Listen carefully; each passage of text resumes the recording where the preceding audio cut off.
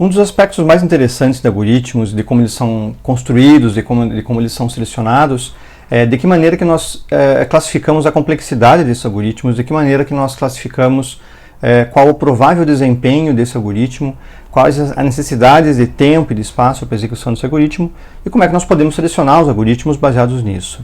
Isso pensando em uma seleção independente de qual hardware nós vamos executar. Quer dizer, independente de quão poderoso é o computador que você vai executar, qual que é uma possível aproximação para comparação entre diferentes tipos de algoritmos e diferentes tipos de soluções para os mesmos problemas computacionais. Bom, o conceito do algoritmo em particular é um conceito que mostra que nós temos uma sequência finita de ações, finita de operações, para obter a solução de um certo tipo de problema. Essa sequência de passos tem que ser o mais precisos possíveis e nós podemos usar algoritmos em quaisquer aspectos da vida cotidiana, não só na execução de programas de computador, mas também para etapas matemáticas, para processamento matemático, que é da onde os algoritmos, afinal de contas, vieram, tanto para operações convencionais e dia a dia. Mas, dentro de um algoritmo, os procedimentos precisam ser precisos, não devem ser ambíguos, não deve haver dúvida em relação ao que você tem que fazer, devem ser mecânicos no sentido que você somente executa eles, não deve exigir uma preparação mais específica para cada um dos passos. Se houver uma preparação mais específica para cada um dos passos, esses passos têm que vir antes do passo final. Devem ser eficientes no sentido de executar a sua ação e corretos no sentido de você não precisar validar para saber se cada etapa aconteceu de forma adequada. Se você colocou a etapa ali dentro, ela vai executar e vai executar de forma correta. Como mostra esse algoritmo simplificado aqui ao lado, para saber se por acaso uma lâmpada acende ou não, e você vai verificar se a lâmpada está colocada de forma adequada ou não, se a lâmpada queimou ou não, e então comprar uma nova lanterna, um novo abajur, coisa do gênero assim. E um outro ponto interessante é que, para um mesmo problema em particular, a classificação de uma sequência de informações, a busca de informações dentro de um dataset ou coisa assim, nós podemos ter diversos algoritmos para executar, conseguindo chegar à mesma solução. Então, para o mesmo problema, para a mesma solução de um problema, você pode ter diversos algoritmos disponíveis para você, obtendo provavelmente o mesmo resultado. Com procedimentos diferentes, evidentemente. A escolha desses algoritmos vai se dar ou pela capacidade de desempenho que ele tem, ou pelo uso de recursos que o algoritmo possui, ou por outros fatores que tornem um algoritmo mais apropriado do que outro. Um ponto interessante, então, é que soluções para algoritmos podem ser múltiplas. Você pode ter diferentes algoritmos que solucionem o mesmo problema. E a escolha, então, vai se dar devido às condições de execução que você possui, o seu ambiente, além de desempenho, obviamente, e uso de recursos. O conceito de algoritmo é baseado na matemática, como toda a ciência da computação, e não representa necessariamente um programa de computador. A palavra em particular veio do nome de um matemático árabe, de um matemático persa, que viveu entre os anos 780 e 850, e o nome dele eu não vou me arriscar a repetir aqui, mas a parte final do nome é Al-Khwarizm, quando foi traduzido em muitos livros dentro da cultura latina, da cultura europeia na época. Uma das obras em particular, Algoritmi de Numero Indorum, que era uma obra onde ele descrevia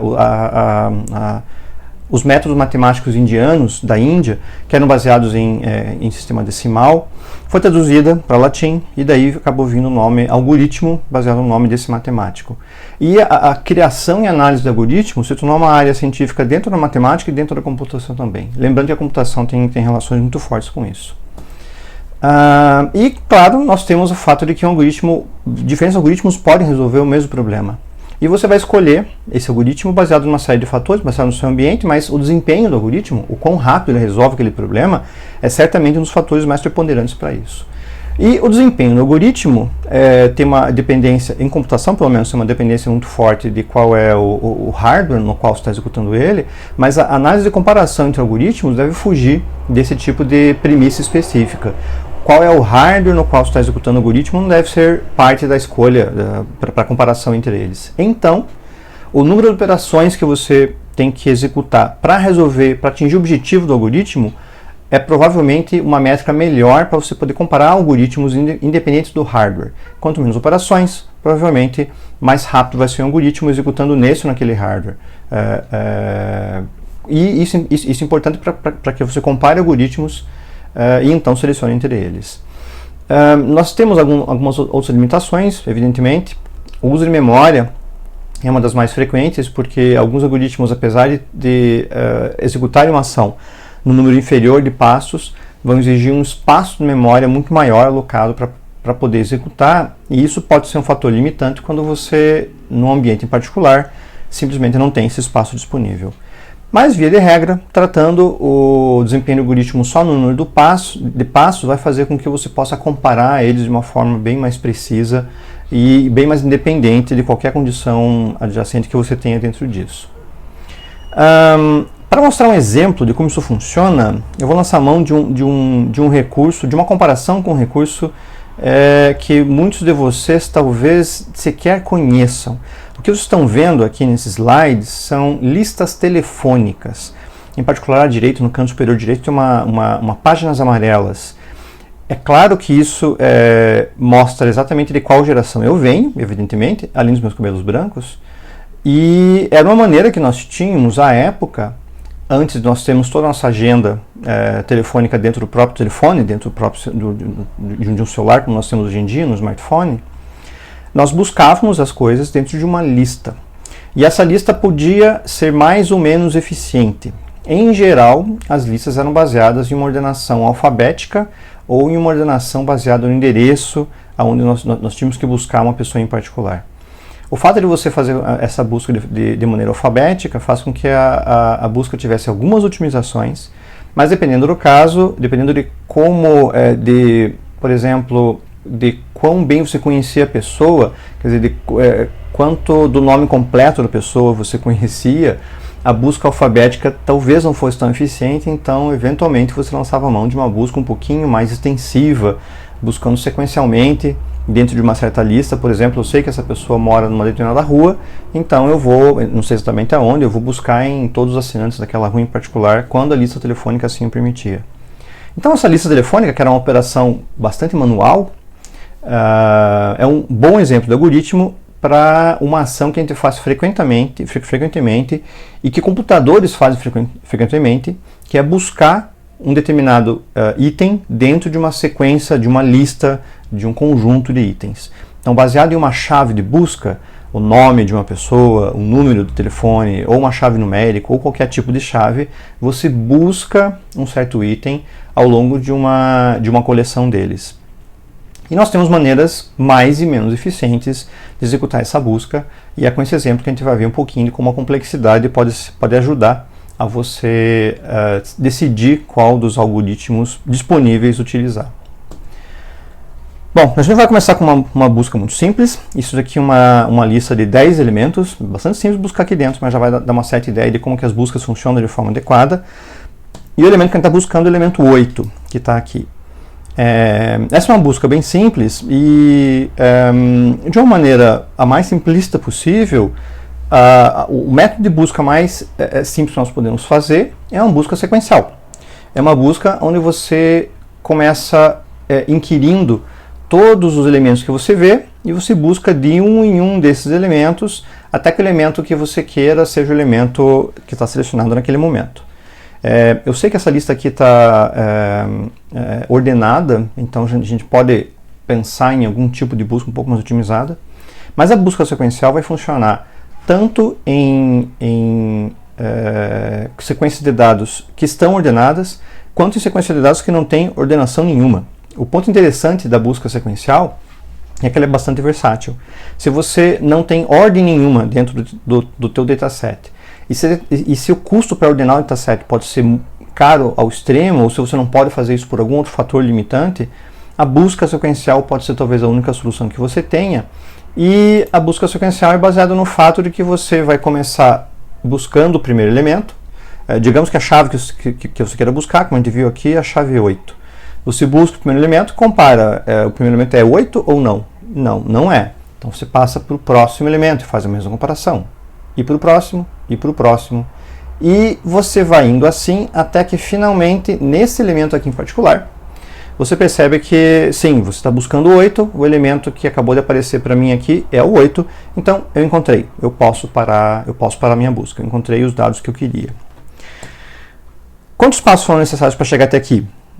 É uma lista de 10 elementos, nós tivemos que fazer 8 buscas, 8 operações, que envolveram comparar com o elemento que eu quero, envolveram possivelmente mover um ponteiro, ou mover um índice, ou alguma coisa assim, mas de uma forma geral, operação de busca, nós tivemos 8 passos necessários para chegar até o 8º elemento, que era o que eu estava buscando.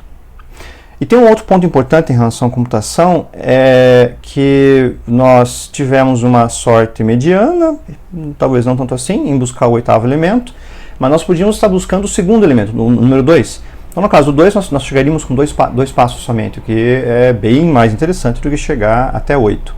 Mas a noção de complexidade é baseada no fato que você tem que pensar sempre no pior caso. Quantos passos necessários nesse tipo de algoritmo, quantos passos seriam necessários para que você chegasse ao pior caso, que é o elemento mais distante do início da lista? Nesse caso aqui seriam 10. Minha lista tem 10 elementos, então o pior caso são 10. Na busca sequencial, o pior caso é sempre igual ao número de elementos que você tem. Se você tem 100 elementos, na pior das hipóteses, você vai achar na 100ª tentativa. Se você tem 1 milhão de elementos, você vai ter que testar 1 milhão de vezes no pior caso para chegar até o que você imagina. 2 bilhões, 4 trilhões, assim por diante, vocês já conseguiram ter uma certa ideia. A complexidade desse tipo de algoritmo de busca sequencial aumenta tanto quanto você, na mesma razão, na mesma proporção, do aumento do tamanho do dataset. Então, é um tipo de algoritmo com uma complexidade linear. Quanto mais você aumenta o dataset, na exata mesma proporção, você aumenta o número de passos necessário, a complexidade necessária para resolver. Mas nós temos outras possibilidades para resolver esse tipo de problema. Tem um tipo de busca que é mais razoável, apesar de ter uma premissa. A premissa, essa busca nós vamos buscar o mesmo 8º elemento aqui dentro, e essa busca é chamada busca binária, mas ela precisa que o teu dataset, que o teu conjunto de dados esteja ordenado pela chave. Então, se a chave que nós estamos buscando é esse número aqui, ele tem que estar ordenado pela chave. Nós temos sorte nesse caso, porque nosso conjunto de dados já está ordenado, mas lembrem que o próprio processo de ordenar um conjunto de dados é uma outra classe de algoritmos que também é complexa e também é baseada no tamanho do dataset que você tem. Mas nós podemos pensar nessa busca binária mais ou menos com a brincadeira que quase todo mundo fazia quando era criança, que é a brincadeira de adivinhar um número. Isso eu imagino que todo mundo brincou quando era garoto, quando era criança. E basicamente é o fato de alguém perguntar para você: olha, eu estou pensando num número de 1 a 10. Adivinha que número é? Ou eu escrevi aqui nesse papel um número de 1 a 10. Como você não tem ideia de qual número é o mais provável, e levando em conta que todos os números são igualmente prováveis para serem selecionados, aquela pessoa em particular não tem uma certa predileção por um número, coisa assim, não é assim tão eficiente que você comece perguntando: é o número 1? Não. O número 2? Não. Além do fato de que, em geral, nessa brincadeira, as pessoas dão pistas assim que você faz uma tentativa de adivinhação, e essa tentativa de adivinhação não é correta. Então, quando você adivinha um número, tenta adivinhar um número, a pessoa tem que responder: olha, está muito baixo, ou está muito alto. E se você tenta 1 e vai tentando sequencialmente, 1, a pessoa responde: está muito baixo, é claro que é o primeiro. 2, não, está muito baixo. 3, está muito baixo. E você vai andando assim, isso é realmente pouco eficiente. Tentar buscar as coisas de uma forma mais ou menos aleatória pode ser tão ineficiente quanto, porque você tenta o 9, está muito alto, 2, está muito baixo. Em geral, depois de algumas tentativas e brincadeiras, as crianças percebem que tem uma estratégia muito boa para fazer isso. Se você tem que adivinhar um número de 1 a 10 e todos os números são igualmente prováveis para serem selecionados, e se quando você faz uma adivinhação a pessoa tem que te dar uma pista, dizer se é muito baixa ou muito alta, faz mais sentido que você tente adivinhar o número do meio. Então você começa a tua adivinhação quebrando o espaço de busca pela metade. Então te perguntam que números que você quer saber. você chuta 5, que é o número que está no meio. Assim que você chutou 5, a pessoa vai ter que responder está muito baixo ou está muito alto, ou você acertou se for o 5, né? Não é o caso aqui, mas está muito baixo, muito alto, e nesse exato instante você eliminou metade do espaço de busca. Assim que você disse 5 e a pessoa disse é muito baixo, os números de 1 a 5 foram eliminados. Você pode começar a testar só de 6 até 10. E assim você vai de 6 a 10 tentando achar o número mediano que está no meio, a média do número está no meio. Pode ser 8, pode ser 7, nesse caso aqui 8, e assim por diante. Então a brincadeira de adivinhar um número dá uma boa pista de como que a busca binária vai acontecer aqui dentro. Vamos dar uma olhadinha então exatamente como essa busca binária vai rodar. Na busca binária então, quando você é confrontado com a situação de uma lista com 10 elementos e você tem que buscar o elemento com a chave em particular numa lista já ordenada, o ideal é que você descubra qual elemento está no meio dele e faça a comparação a partir disso, sempre tentando quebrar o espaço de busca pela metade. Nesse ponto aqui é importante lembrar que apesar de nós estarmos vendo aqui uma lista com 1, 2, 3, 4, 5, 6, 7, onde nós podíamos só tentar saltar para o oitavo, numa busca binária você pode ter elementos ao acaso, 1, 14, 27, 32, 89 e assim por diante. Então a busca pode ser bem mais confusa do que isso, pode ser bem diferente em relação a isso. Nessa busca aqui, se você tem os elementos, tem 10 elementos, basicamente você tenta buscar o elemento do meio. Como o número de elementos, quando você divide, ele vai acabar dando um número ímpar, você pode optar por pegar o inferior ou o posterior, mas, a princípio, a busca binária tenta buscar do início até o fim, e a ideia é você mover esse espaço de busca para frente. Então você oferece para a busca um novo número, quebra o seu espaço de busca pela metade e tenta verificar o número buscado é o 5, se não, você tem que verificar se por acaso o número buscado é maior ou menor do que o item que você achou no meio do espaço de dados. Se por acaso ele for maior, como é esse o caso, você reduz o espaço de dados para esse conjunto aqui dentro, que já eliminando metade do processo que você tem. Novamente você tenta achar o elemento do meio desse conjunto de dados, que por um grande acaso para nós é o elemento 8, o elemento que nós tivemos a sorte de buscar aqui dentro. E então você testa esse elemento, ele é igual à chave que você está buscando? Sim, ele é. Ótimo, não preciso mais buscar mais nada. Se ele fosse maior ou menor, você novamente iria dividir ou para o segmento maior que sobrou ou para o segmento menor que sobrou. Mas a busca binária é basicamente baseada na adivinhação. Você vai quebrando ao meio e vai tentando achar qual é o item que você possui. O ponto interessante é, nesse caso, nós conseguimos fazer a busca com somente 2 passos. Mas qual seria o pior caso dentro da busca binária? Nós tivemos sorte aqui porque o 8 acabou caindo, sendo escolhido lá em seguida na estratégia que nós tivemos. Mas qual seria o pior caso? O pior caso, nesse sentido, a gente pode calcular em uma busca um pouquinho maior, que seria com 100, que é o fato de você tentar buscar o 99, que está lá para frente, ou para qualquer elemento que você tem aqui dentro. O pior caso é baseado no fato de que você vai dividir o número de elementos que você possui pela metade até que só reste 1. Até que você chegue ao último elemento, que só pode ser o elemento que você tem que achar dentro daquela lista. Isso quer dizer que, dividindo o espaço pela metade em várias vezes, num certo momento você vai chegar a 1. Nesse caso aqui nós temos 100 elementos e no primeiro passo você divide ele e verifica se por acaso você achou ou não. Agora você acabou de diminuir o espaço de chaves para 50 elementos. No próximo passo você divide, verifica o elemento do meio e verifica se você achou ou não. Você acabou de dividir para 25 itens somente no espaço de dados. Porque assim que você quebra a metade que se você por acaso a chave for maior ou menor do que você quer, você despreza a parte não utilizada, por exemplo a menor, e fica com a parte maior e só busca naquele espaço de chaves. Uma nova divisão vai ser 13, como nós temos que pegar um conjunto inteiro, em geral você arredonda para cima. Uma próxima divisão para 7, uma próxima divisão para 4, e depois divide para 2, e finalmente você chega ao destino que você quer. Esse aqui é o pior caso. Isso não impede o fato de você achar ele muito mais cedo do que no pior caso, achar no terceiro ou quarto passo. Mas esse é o pior caso em qualquer hipótese para uma busca binária. Isso quer dizer que, nós contarmos os passos ali, para qualquer número adivinhado por um dataset com 100 elementos, o máximo de número de passos é 7. 7 ou menos. Então, no máximo 7 você vai ter. Levando em conta que se você tivesse uma busca sequencial dentro desses mesmos 100 elementos, você chegaria a, no pior caso, de 100 buscas, 100 operações dentro disso. E se a gente começar a brincar com listas maiores ainda? E se eu tiver uma lista com 240 mil itens?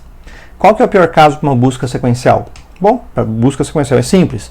Você tem 240 mil itens, no pior caso, com muito azar, você vai fazer 240 mil passos para chegar até aquele item em particular, se ele for o último que você for buscar.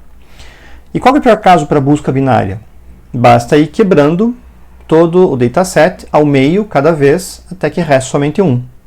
O conjunto completo disso está aqui. Então nós temos esse conjunto todo de passos para quebrar o dataset ao meio em cada vez, e então se dedicar só ao dataset que tem realmente a chave que a gente está procurando. E me parece evidente que é bem menos do que 240 mil passos. E perceba como a queda é vertiginosa. A gente começa com 240 mil aqui, 120 mil, 60 mil, 30 mil, 15 mil. Em pouco tempo a gente já está com 3.750, 1.850, em bem poucos passos a gente já passa para 30 e chega até 1 aqui dentro. Então a busca binária acaba sendo bastante poderosa. Nós chegamos ao elemento que nós queríamos com somente 18 passos.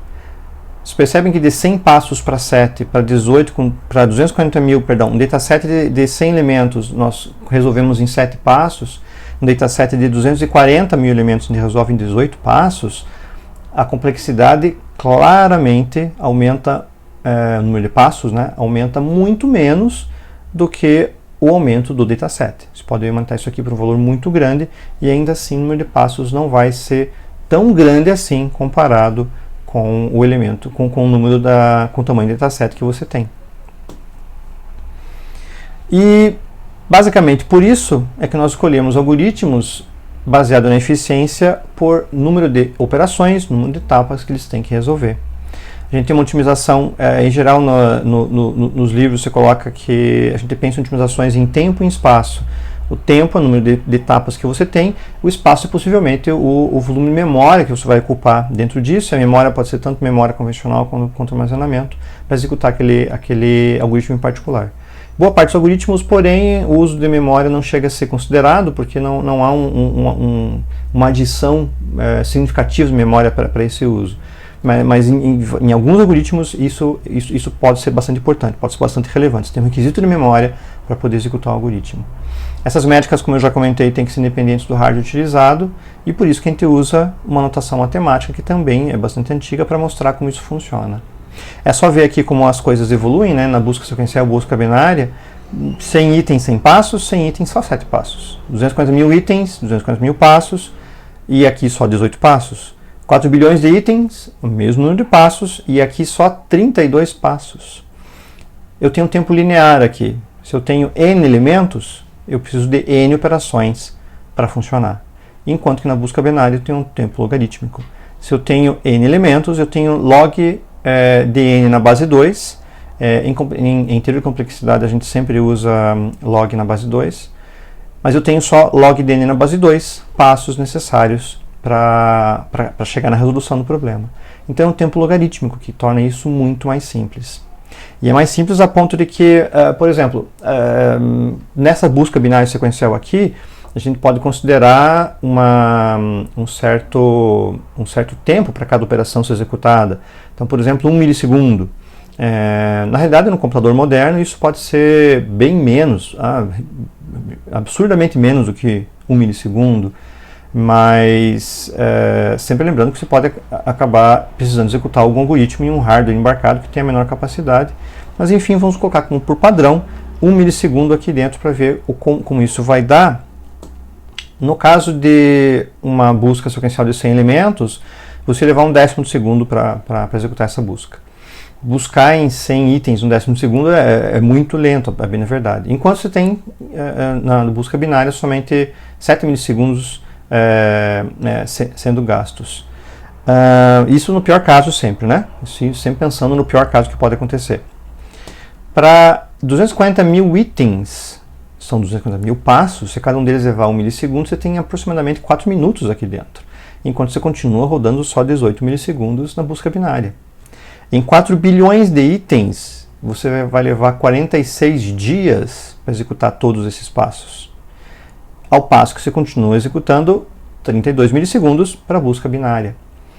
À medida que você aumenta o dataset, uma busca sequencial pode se tornar proibitiva. Ainda assim, ela pode ser necessária, se vocês lembram, quando você tem um dataset completamente desorganizado e que você não tem nenhuma perspectiva de conseguir ordenar aquele dataset por qualquer limitação que o teu ambiente te imponha.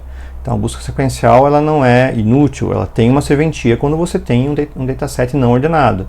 Porém, é muito importante que você tenha real consciência do tamanho e da complexidade de um algoritmo de tempo linear.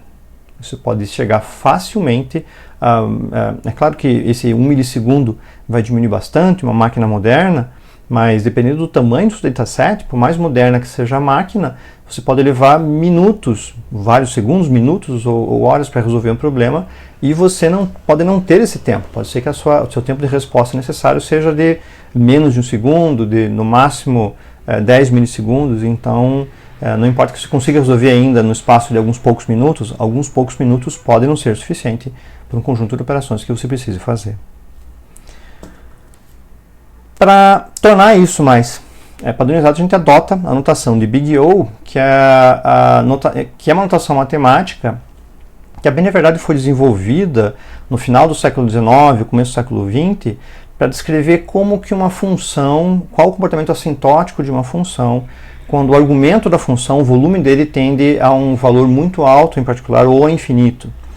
Essa notação é chamada de Bachmann-Landau porque foi criada por dois matemáticos, Paul Bachmann e Edmund Landau, na virada do século XIX para o século XX, e em computação nós usamos a notação Big O para classificar os algoritmos pensando em requisitos de tempo e espaço que esses algoritmos vão precisar para executar.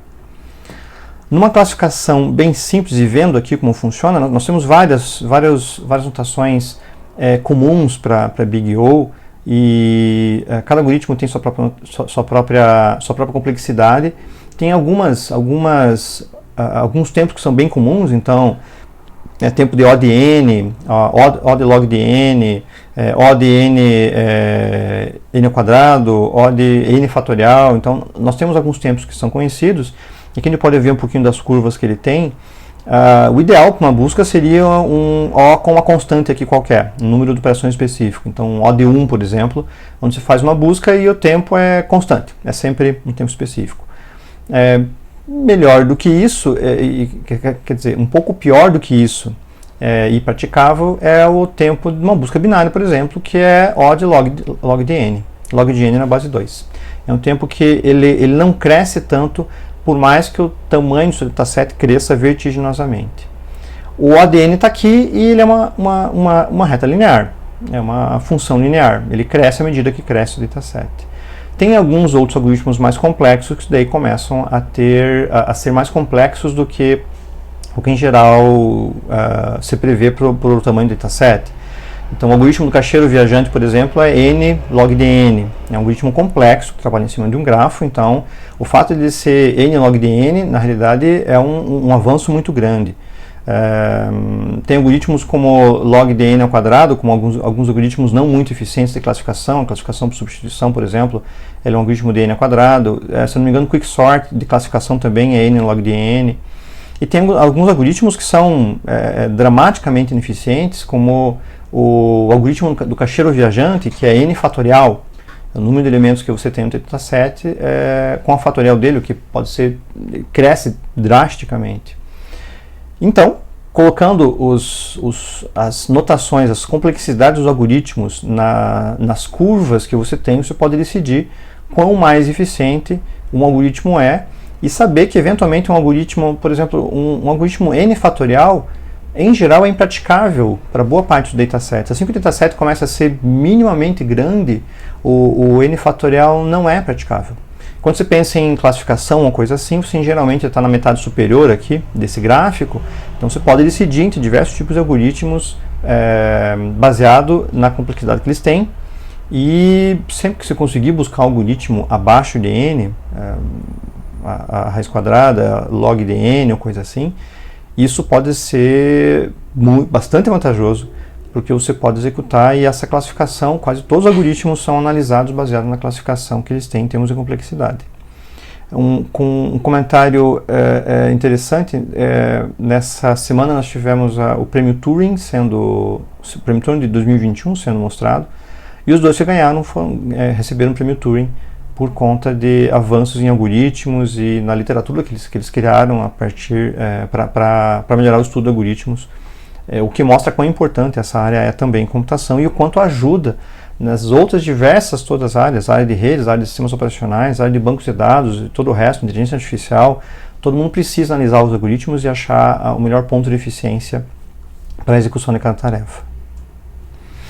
E falando em problemas complexos, nós temos uma série de problemas que são interessantes. Vou mostrar dois deles aqui. Um problema é o problema do caixeiro viajante, que é um problema de outra coisa que também denota quando que esse problema foi gerado, de um vendedor itinerante que vai de porta em porta, um caixeiro viajante, e ele precisa passar em várias cidades. Ele tem lá um número de cidades que ele tem que passar, isso foi colocado no objetivo dele, e ele tem que achar o melhor caminho para passar em todas essas cidades. Então ele tem que passar por todas as cidades, e o ideal é que ele faça isso gastando o mínimo possível de tempo e de recursos. Então o ideal é que ele escolha o caminho mais curto, desde que esse caminho passe por todas as cidades as quais ele precisa passar.